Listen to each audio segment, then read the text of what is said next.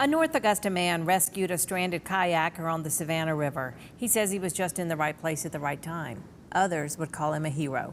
Hannah Latier has the story. Shane Thompson, who lives on the South Carolina side of the river, got a call Wednesday night that a kayaker was calling out for help, and he jumped into action. Someone is screaming from the river, which river's pretty big up in that area, so it could be upstream, downstream. There's some islands there. Thompson got in his boat at around 10 p.m. and headed to where the screams were coming from on the Georgia side. Law enforcement was suggesting not to jump in the water or use our boat.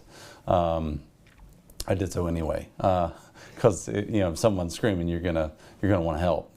Most people want to do that. His boat could only go so far, so he had to kayak and then swim the rest of the way. Due to the rapids and the speed of the water, my vessel filled up with water and sank. And then I kind of swam/rock hopped all the way up. It was pretty swift current, and there were points where it was definitely up to my neck. He finally reached the stranded man, who had fishing line wrapped around his legs, as well as an injured ankle and a sunken kayak. He was standing, I believe it's probably about thigh deep in water, but couldn't move. He helped free him and got him safely to the paramedics who had arrived. The man had hypothermia and was taken to the hospital. He was in a little bit of rough shape. He had been standing out there for about 2 hours. From what I know, he made it, which was good.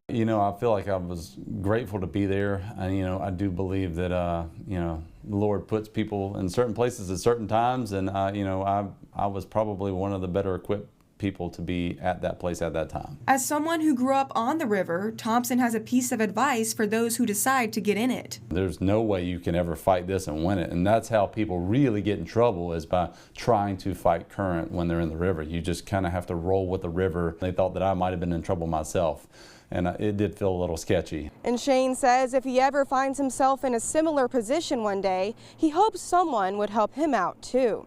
In North Augusta, Hannah Latier, WJBF News Channel 6.